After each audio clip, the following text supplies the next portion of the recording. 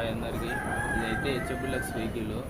ఇది రన్నింగ్లో వెళ్ళేటప్పుడు సౌండ్ వస్తుందని చెప్పాడు కస్టమర్. అలాగే మన గేర్ వేసేటప్పుడు టక్ టక్ అని సౌండ్ వస్తుందన్న. ఇది బాగా చైన్ నుంచి అయితే సౌండ్ వస్తుంది. అసలు దీని ప్రాబ్లం ఏందనేది ఓపెన్ చేసి చూద్దాం.